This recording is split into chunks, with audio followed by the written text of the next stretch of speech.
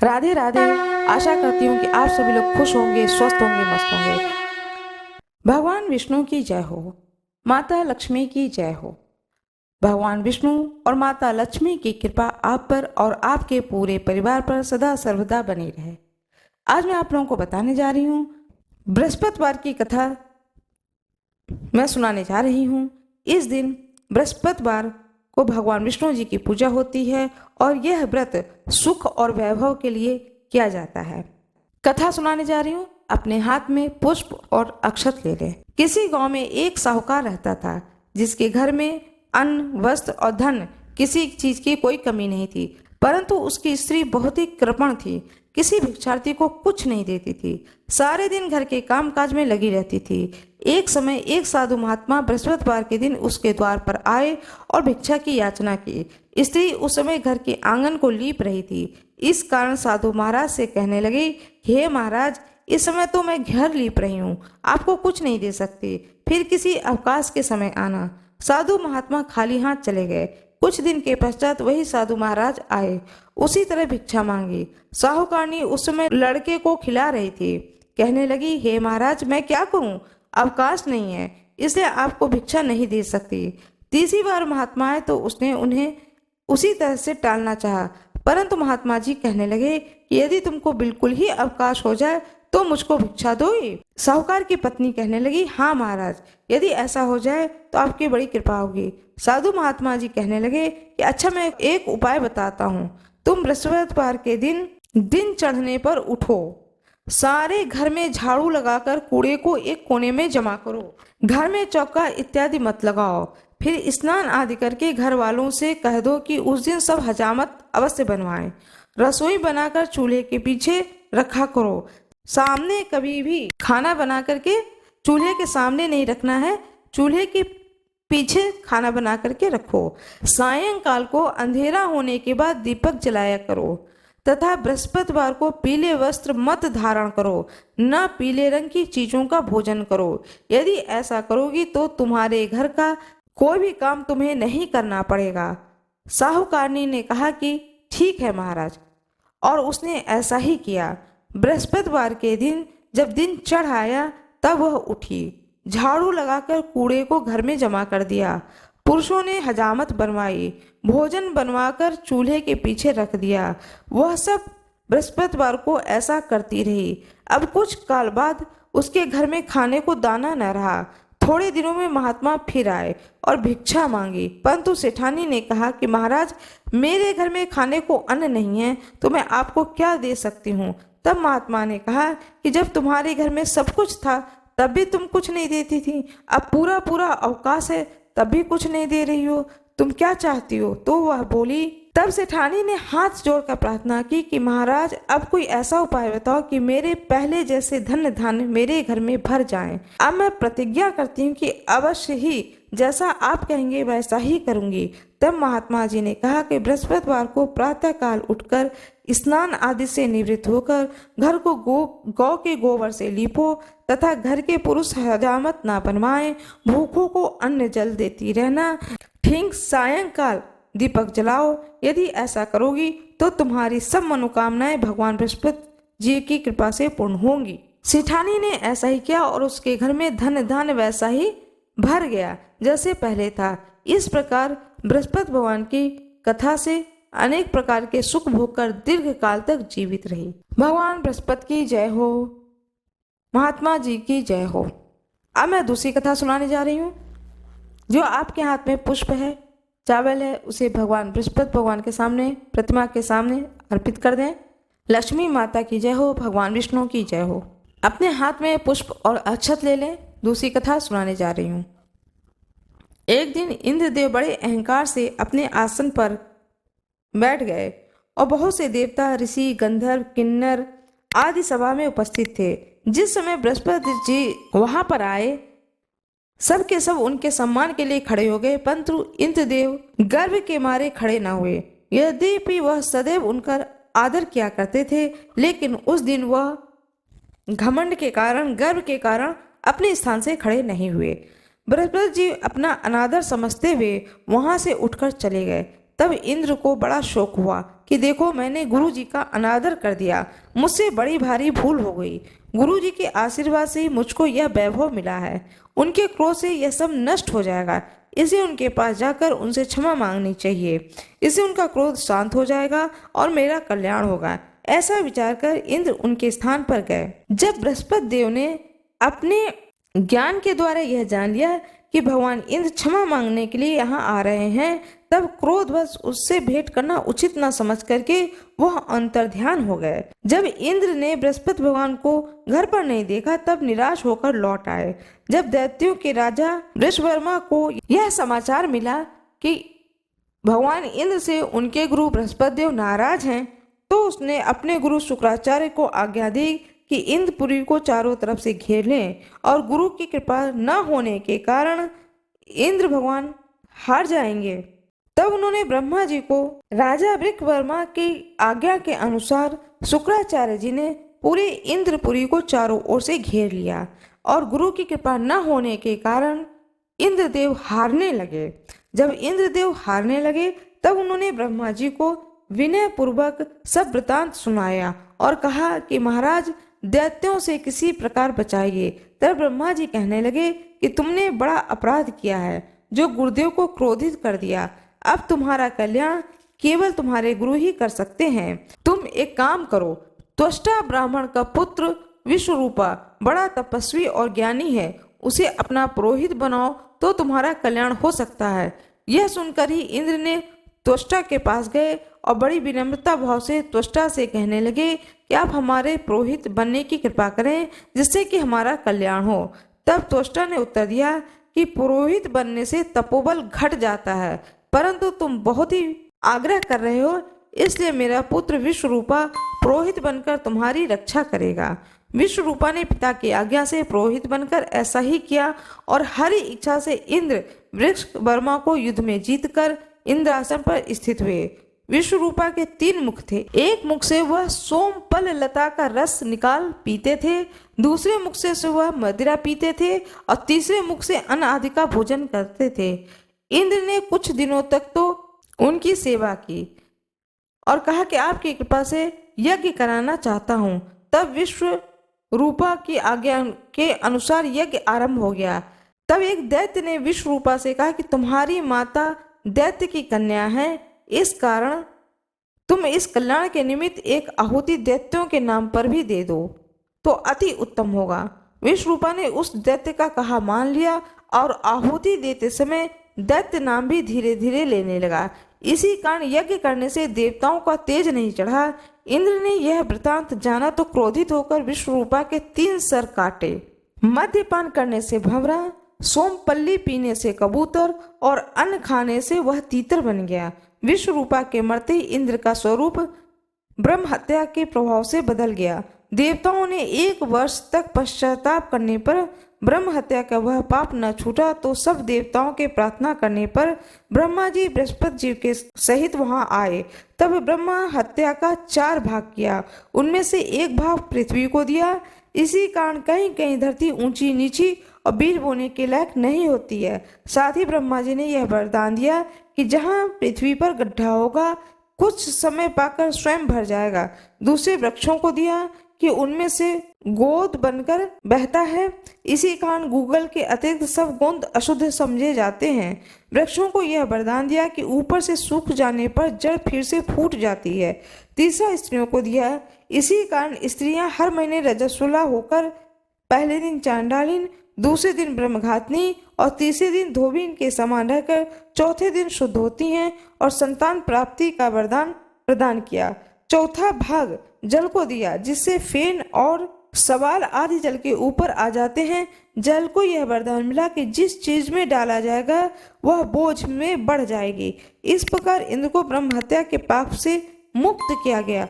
जो मनुष्य इस कथा को पढ़ता या सुनता है, उनके सब पाप बृहस्पति भगवान की कृपा से नष्ट हो जाते हैं। बृहस्पति भगवान की जय, भगवान विष्णु की जय, माता लक्ष्मी की जय हो। जो आपके हाथ में पुष्प है, चावल है, उसे भगवान बृहस्पति भगवान के सामने, प्रतिमा के सामने अर्पित कर दें। बृहस्पतिवार को भगवान विष्णु जी की पूजा होती है और यह व्रत सुख और वैभव के लिए किया जाता है। पूजन का विधान इस प्रकार है। बृहस्पतिवार के दिन जो कोई भी व्रत करते हैं वह एक समय ही भोजन करते हैं। पीले वस्त्र को धारण करना चाहिए। पीले पुष्प को भगवान को चढ़ाना चाहिए। भोजन में चने की दाल होना चाहिए। नमक नहीं खाना है। इस दिन पुरुषों को बाल या दाढ़ी नहीं बनवानी चाहिए। स्त्रियों को बाल नहीं धोने चाहिए। पीले रंग के फूल का माला भगवान विष्णु को चढ़ाना चाहिए। पीले कपड़े भगवान विष्णु को चढ़ाना चाहिए। पीले चंदन से भगवान को तिलक करना चाहिए। पूजन के पश्चात कथा सुननी चाहिए। जो भी भोग लगाए उसमें चने की दाल हो, मुनक्का हो, गुड़ हो, यह भोग लगाया जाता है। इस व्रत के करने से बृहस्पति भगवान अति प्रसन्न होते हैं। धन तथा अन्न और विद्या व रूपवान पत्नी का लाभ होता है।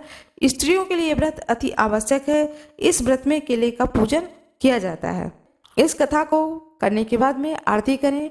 अपने पूरे परिवार सहित आरती करने के बाद जो प्रसाद का भोग लगाया है उस प्रसाद को सभी को दें। और रात में जब आप अन्न ग्रहण करें उस समय उस प्रसाद को आप भी ग्रहण करें। जो व्रती हूँ वह पहले उस प्रसाद को ले, उसके बाद अन्न को ग्रहण करें। मेरा यह वीडियो कैसा लगा कृपया कमेंट बॉक्स में जरूर बताएं। वीडियो को लाइक जरूर कर दें। हर हर महादेव। माता पार्वती की जय हो। गणेश जी की जय हो। आज मैं आप लोगों को कथा सुनाने जा रही हूँ। भगवान शंकर और माँ पार्वती के विवाह की कथा। हमारे पौराणिक ग्रंथों में अनेकानेक देवी देवताओं के विवाह का वर्णन है, किंतु जैसी भव्य सुंदर बारात का वर्णन भगवान शंकर और माँ पार्वती के विवाह के संदर्भ में दिया गया है उसकी तुलना कहीं भी नहीं हो सकती है।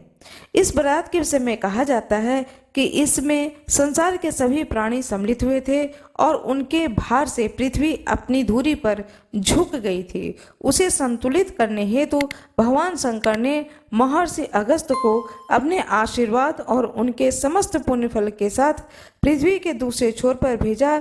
तब जाकर पृथ्वी का संतुलन सही हो पाया। माता पार्वती का भगवान शंकर को तपस्या कर विवाह के लिए मना लेना भी एक असंभव कार्य था, क्योंकि माता सती के देहवासन के पश्चात महादेव वैरागी हो गए थे। जब वे विवाह हेतु मान गए तो उनके विवाह की तैयारी में त्रिलोक जुट गया। भोलेनाथ ही एकमात्र ऐसे देव हैं जो देव, दैत्य, मानव, दानव, असुर, राक्षस, गंधर्व, नाग, किन्नर, यक्ष, भूत, प्रेत, पिशाच, बैताल, डाकनी, शाकनी, यातुदान, ब्रह्म राक्षस और इसके अतिरिक्त भी समस्त जातियों के लिए पूज्य हैं। इसके अतिरिक्त वे पशुपतिनाथ हैं। इसी कारण पशु जाति भी उनके विवाह में सम्मिलित होने के लिए तत्पर थे। इनमें से कई तो ऐसे हैं जो एक दूसरे के घोर शत्रु थे, किंतु देवाधिदेव के विवाह में सम्मिलित होने के लिए सारे मतभेद को भुला दिए। उधर माता पार्वती भी परमपिता ब्रह्मा के पुत्र पर्वतराज हिमालय की पुत्री थीं। वे एक प्रकार से शाही विवाह था। इसी कारण सभी प्रकार की व्यवस्था का ध्यान रखा गया था। उधर सभी लोग सबसे पहले अपने पूरे ठाट बाट के साथ कैलाश पर सारे देवता उपस्थित हुए। शिवगण तल्लीनता से महादेव का श्रृंगार करने में व्यस्त थे। जटाजूट, नाग, रुद्राक्ष, भस्म, मुंडमाला इत्यादि से उनका श्रृंगार किया गया। समस्त अप्सराएं कैलाश पर नृत्य कर रही थीं और महादेव का अद्भुत रूप देखकर कह रही थीं कि उनके योग्य कन्या तो त्रिलोक में नहीं मिलेंगी। बारात और मित्र वर से परिहास ना करें, ऐसा भला हो सकता है? भगवान विष्णु भी महादेव का यह रूप देखकर हंसते हुए बोले, ऐसे अद्वितीय वर के लिए तो यह बारात योग्य नहीं है। अवश्य ही कन्या के घर में हमें लज्जित होना पड़ेगा। श्री हरि की ऐसी हंसी ठिठोली सुनकर महादेव ने प्रसन्न होते हुए नंदी से सभी को एकत्रित करने को कहा। तब सब लोगों ने एक साथ ऐसा कोलाहल किया जिसकी तुलना नहीं हो सकती है। इस तरह से भगवान शंकर की बारात निकली। तुलसीदास जी लिखते हैं रामचरितमानस में कि बहुत ही सुंदर वर्णन किया है। कोई मुखहीन विपुल मुख काहू, बिन पद कर कोई बहु पद बाहू, विपुल नयन कोई नयन विहीना, रिष्ट पुष्ट कोई अति तन खीना। इस बारात में कोई बिना मुख का था, किसी के बहुत मुख थे। कोई बिना हाथ पैर का था तो किसी के बहुत सारे हाथ पैर थे।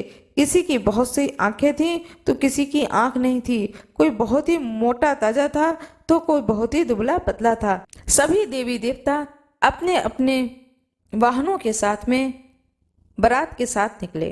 अपने गणों भृंगी, वीरभद्र, भैरव, क्षेत्रपाल, गणेश्वर, शंखकर्ण, कंकराक्ष, विकृत, विशाख, विकृतानन, ये सब अत्यंत शोभादायी दिखाई दे रहे थे।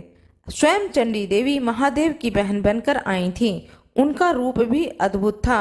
उन्होंने सर्पों का आभूषण धारण किए था, प्रेत पर सवार थीं एवं सर पर स्वर्ण कलश उठाया हुआ था। बारात के मध्य में भगवान विष्णु एवं भगवान ब्रह्मा क्रमशः गरुड़ एवं हंस पर सारी व्यवस्था का निरीक्षण करते हुए चल रहे थे। माता गायत्री, सावित्री, सरस्वती, लक्ष्मी और अन्य पवित्र माताएं उस बारात की शोभा बढ़ा रही थीं। सप्त ऋषियों सहित सभी ऋषि मुनि स्वास्ति गान करते हुए चल रहे थे। देवराज इंद्र समस्त देवताओं से एवं कुबेर यक्षों एवं गंधर्वों से घिरे चल रहे थे। श्रेष्ठ मनुष्य इन सभी के दर्शन कर स्वयं को धन्य मानते हुए आगे बढ़ रहे थे।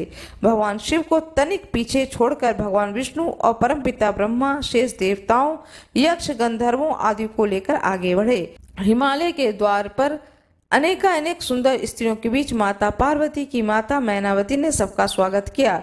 श्री हरि, ब्रह्मा जी और सभी देवताओं का सुंदर रूप देखकर मैनावती अत्यंत प्रसन्न हुई एवं व्यग्रता से भगवान शिव के आने की प्रतीक्षा करने लगी। शिव गणों, भूत प्रेतों से घिरे अद्भुत वेशधारी महादेव जब वहां पहुंचे तो उनका भयानक रूप देखकर नगरवासी डरकर पीछे हटने लगे। मैनावती तो मारे भय के अचेत हो गईं। वहां उपस्थित श्रेष्ठजन एवं स्वयं हिमालय राज भी महादेव की लीला न समझकर उनका वह रूप देखकर दुखित हो गए। हिमालय राज ने दुखी मन से उन अद्भुत वेशधारी शिव को द्वार के अंदर आमंत्रित किया। तभी मैनावती की तंद्रा टूटी और उन्होंने उस विवाह से मना कर दिया। अपनी पुत्री पार्वती को अपने अंक में भरकर रोते हुए बोली, हे पुत्री, क्या इस भयानक वेशधारी वर हेतु ही तुमने इतनी भीषण तपस्या की थी? अपनी ऐसी सुंदर और कोमल पुत्री, जिसकी संसार में कोई तुलना नहीं है, को मैं कदापि इस औघड़ के हाथों नहीं सौंपूंगी। पता नहीं नारद को मुझसे कौन सा ऐसा बैर था जो तुम्हारा लगन इस भभूतधारी के साथ लगवा दिया। चाहे मेरे प्राण ही क्यों न जाए, किंतु मैं ये विवाह नहीं होने दूंगी। इस प्रकार मैनावती अपने पुत्र को पकड़े विलाप करने लगी। तब माता पार्वती ने मैनावती को समझाते हुए कहा, हे माता, तुम महादेव की इस लीला को नहीं जानती हो। वैसे भी मनुष्य के प्रारब्ध में जो होता है उसे वही प्राप्त होता है। तब हिमालय राज ने अपनी पत्नी को समझाते हुए कहा कि प्रिय, तुम कदाचित अपनी पुत्री को नहीं पहचान रही हो। पूर्व काल में श्री राम की पत्नी सीता का रूप धरने के कारण जिस जगत जननी सती को महादेव ने त्याग दिया था, वही इसी जन्म में तुम्हारी पुत्री के रूप में जन्मी है। इसका संबंध तो महादेव से पहले से ही जुड़ चुका है। आज तो बस विवाह की औपचारिकता भर है। अपनी पुत्री और पति के ऐसे वचन को सुनकर मैनावती ने अंततः वर का स्वागत किया। तब अपनी सास को दुखी देखकर महादेव ने कोमल स्वर में उनकी इच्छा पूछी। तब मैनावती ने उनसे उस औघड़ के वेश को छोड़कर राजकुमारों वाला वेश धरने की इच्छा की। उनकी प्रार्थना को स्वीकार कर भगवान शिव ने नारायण से स्वयं का श्रृंगार करने को कहा। तब भगवान विष्णु और देवताओं ने महादेव को जनवासे में ले जाकर उनका श्रृंगार किया और जब वह वेदी पर आए तो उनका रूप करोड़ों कामदेवों को भी लज्जित कर रहा था। उस समय तक जो कोई देवी पार्वती को अद्भुत रूप देखकर आश्चर्य करते, वे महादेव के इस अति सुंदर रूप को देखकर मंत्रमुग्ध हो गए। विवाह से पूर्व वर वधु पक्ष द्वारा अपने कुल का परिचय देने की रस्म आई। तब पर्वतराज हिमालय ने गर्वपूर्वक अपने कुल का परिचय देते हुए कहा, यह समस्त जगत जिस महाब्रह्मा से उत्पन्न हुआ है, मैं उनका पुत्र हूँ। सप्त ऋषियों सहित सभी मानस पुत्र, प्रजा का पालन करने वाले महाराज मनु, देवर्षि नारद इत्यादि मेरे भ्राता हैं।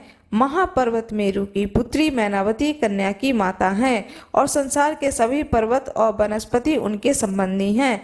यह कहकर हिमालय ने वर से अपने कुल के परिचय देने को कहा। यह देखकर सभी ने महादेव की ओर देखा, किंतु वे मौन बैठे रहे। तभी हिमालय ने श्री हरि एवं अपने पिता ब्रह्मा जी से वर के कुल का परिचय देने को कहा, किंतु वे दोनों भी मौन बैठे रहे। तभी सभी को दुविधा में देखकर देवर्षि नारद ने अपनी वीणा बजाना आरंभ कर दिया।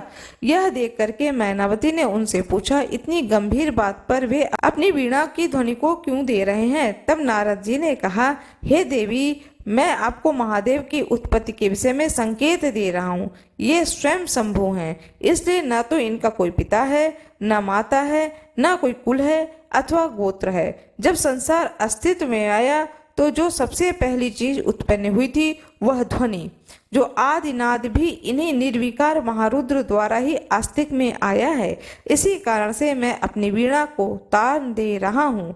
यह सुनकर हिमालय और मैनावती महादेव के चरणों में झुक गए एवं विधि पूर्वक देवी पार्वती का विवाह भोलेनाथ से किया।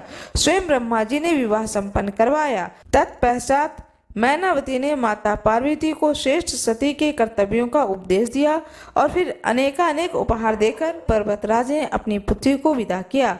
जो कोई भी भगवान शिव और माता पार्वती के विवाह की इस पावन कथा को सुनता है, उनके सारे कष्टों का नाश होता है। जिस किसी का भी विवाह होने वाला है वे इस कथा को अवश्य सुने। यदि किसी कन्या अथवा वर के विवाह में विलंब हो रहा हो तो इस कथा को सुनने से शीघ्र ही उन्हें मन चाहे वर वधु की प्राप्ति होती है। हर हर महादेव।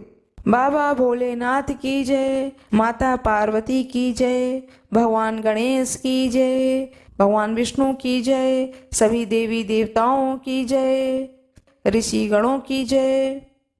मेरा ये वीडियो कैसा लगा कृपया वीडियो को लाइक करें, चैनल को सब्सक्राइब करें, बेल आइकन दबाना ना भूलें। श्री महालक्ष्मी व्रत कथा। राधे राधे। आज मैं आप लोगों को कथा सुनाने जा रही हूँ, महालक्ष्मी व्रत कथा। यह व्रत कथा जितने दिन तक आप लक्ष्मी जी की पूजा करें, पूरे 16 दिन की, तो नित्य प्रति इस कथा को सुने। पूरे 16 दिन लगातार इस कथा को अवश्य सुने। इस कथा को सुनने से घर के दुख और दरिद्रता दूर होती है। कहते हैं यह दरिद्रता नाशक कथा है। इस कथा को सुनने से घर में सुख, संपत्ति और ऐश्वर्य की प्राप्ति होती है। हाथ में पुष्प और चावल ले लें। व्रत कथा। एक समय की बात है, महर्षि द्वैपायन व्यास जी हस्तिनापुर आए। उनका आगमन सुनकर के समस्त राजकुल के कर्मचारी महाराज भीष्म सहित उनका सम्मान आदर कर राजमहल में महाराजा को सुवर्ण के सिंहासन पर विराजमान करके अर्ध पाद्य आचमन से उनका पूजन किया। व्यास जी के स्वच्छ चित्त होने पर राजरानी गांधारी और माता कुंती ने हाथ जोड़कर प्रश्न किया कि महाराज, आप त्रिकालज्ञ हैं, तत्वदर्शी हैं। आपसे हमारी प्रार्थना है कि स्त्रियों को कोई ऐसा व्रत, सरल पूजन बताइए जिससे हमारी राज्य लक्ष्मी, सुख, पुत्र, पौत्र, परिवार सदा सुखी रहे। इतना सुनकर व्यास जी ने कहा कि हम ऐसे व्रत का उल्लेख कर रहे हैं जिससे सदा लक्ष्मी जी स्थिर होकर के निवास करती हैं उस स्थान पर और सुख प्रदान करेंगी। यह श्री महालक्ष्मी व्रत जिसका पूजन प्रतिवर्ष आश्विन, जिसे कि क्वार का महीना भी कहा जाता है, कृष्ण पक्ष की अष्टमी को माना जाता है। तब राजरानी गांधारी ने कहा कि हे महात्मन, यह व्रत कैसे आरंभ होता है, किस विधान से पूजन होता है, यह विस्तार से बताने का कष्ट करें। तब महर्षि जी ने कहा कि भाद्रपद शुक्ल पक्ष की अष्टमी के दिन सुबह व्रत का मन में संकल्प कर किसी जलाशय में जाकर स्नान कर स्वच्छ वस्त्र पहनकर ताजी दुर्वा से महालक्ष्मी जी को जल का तर्पण देकर प्रणाम करना चाहिए। फिर घर आकर शुद्ध 16 धागों का एक गंडा बनाकर प्रतिदिन एक गांठ लगानी चाहिए। इस प्रकार 16 दिन की 16 गांठ का एक गंडा तैयार कर आश्विन माह के कृष्ण पक्ष की अष्टमी को व्रत रखकर मंडप बनाकर चंदोबा तानकर उसके नीचे माटी के हाथी पर महालक्ष्मी की मूर्ति स्थापित कर तरह तरह की पुष्प मालाओं से लक्ष्मी जी व हाथी का पूजन करके कई पकवान एवं सुवासित पदार्थों का नैवेद्य समर्पण करें। श्रद्धा सहित महालक्ष्मी व्रत करने से आप लोगों को राजलक्ष्मी सदा स्थिर रहेंगी। ऐसा विधान बताकर व्यास जी अपने आश्रम को प्रस्थान कर गए। इधर समय अनुसार भाद्रपद मास के शुक्ल पक्ष की अष्टमी से समस्त राजघरानों की नारियों एवं नगर स्त्रियों ने श्री महालक्ष्मी के व्रत आरंभ कर दिया। बहुत सी नारी गांधारी के साथ प्रतिष्ठा पाने हेतु व्रत का साथ देने लगीं। कुछ नारी माता कुंती के साथ भी व्रत को आरंभ करने लगीं, पर गांधारी जी द्वारा कुछ द्वेष भाव चलने लगा। ऐसा होते होते 15 दिन व्रत के समाप्त होकर 16वां दिन आश्विन कृष्ण पक्ष की अष्टमी का दिन आ गया।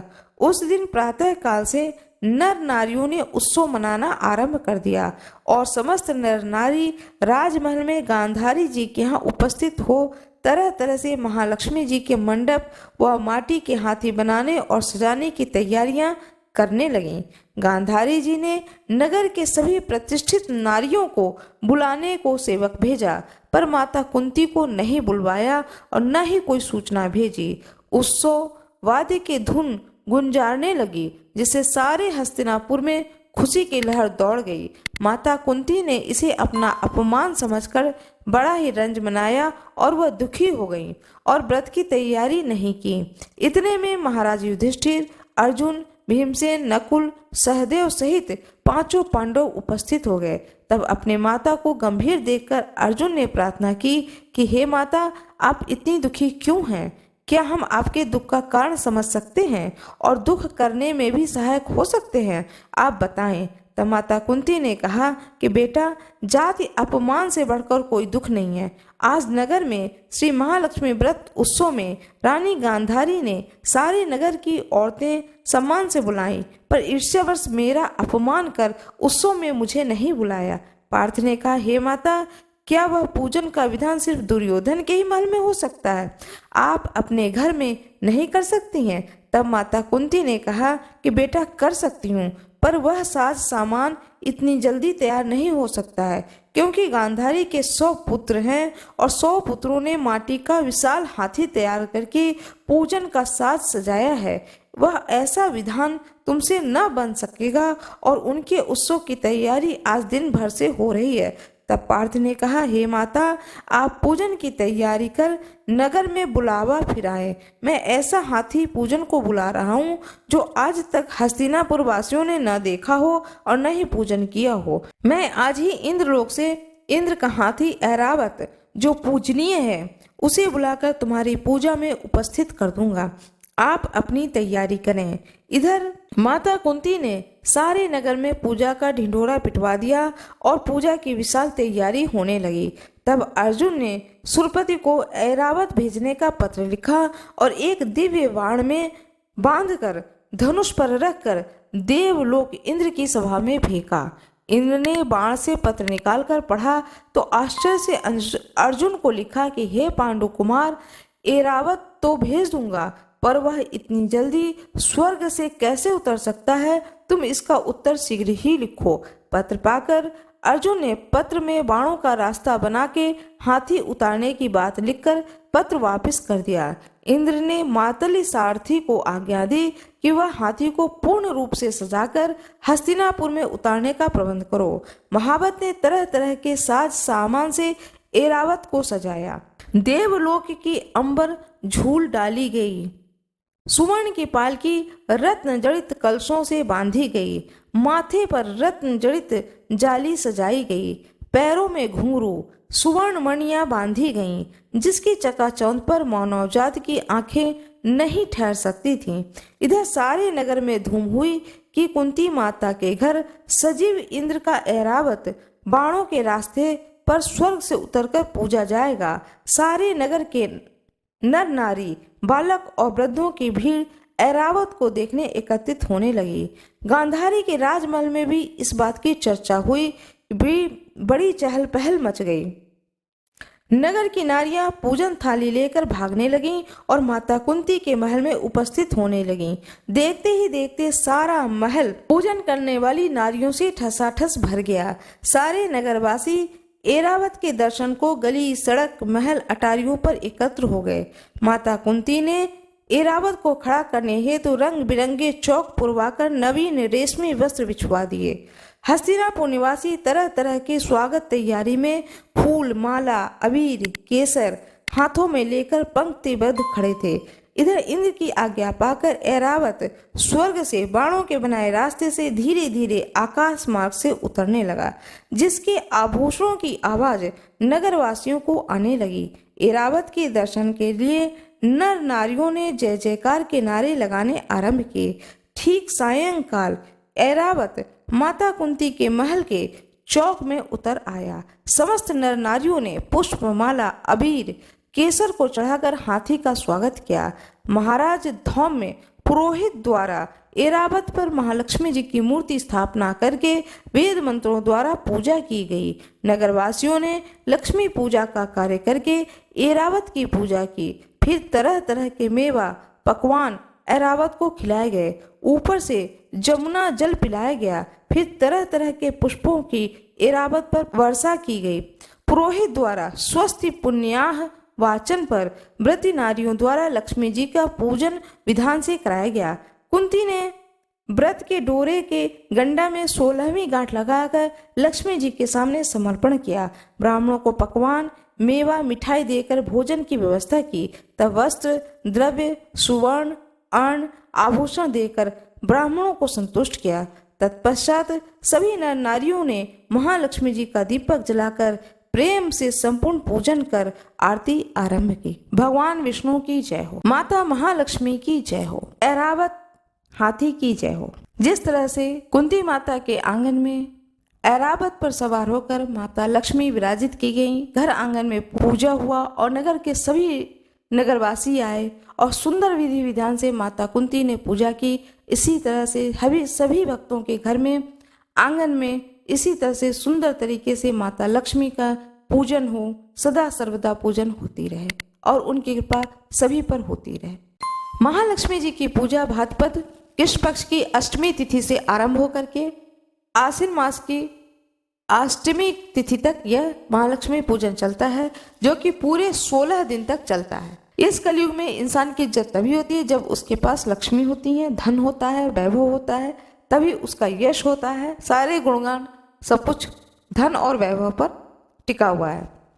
इससे बहुत ही जरूरी है कि लक्ष्मी की कृपा सब पर बनी रहे। जो कोई भी इस व्रत का अनुष्ठान करता है 16 दिन के लिए, कहते हैं माता लक्ष्मी उस पर प्रसन्न होती हैं, उसे धन धान्य वैभव लक्ष्मी यश कीर्ति सभी चीजों की प्राप्ति होती है। मेरा यह वीडियो कैसा लगा कृपया कमेंट बॉक्स में जरूर बताएं। कमेंट बॉक्स में माता लक्ष्मी की जय हो अवश्य लिख दें। वीडियो को लाइक करना ना भूलें। चैनल को सब्सक्राइब अवश्य कर दें। बेल आइकन जरूर दबा दें। जो कोई भी मेरे इस वीडियो पर नए हों कृपया वीडियो को लाइक जरूर कर दें। धन्यवाद।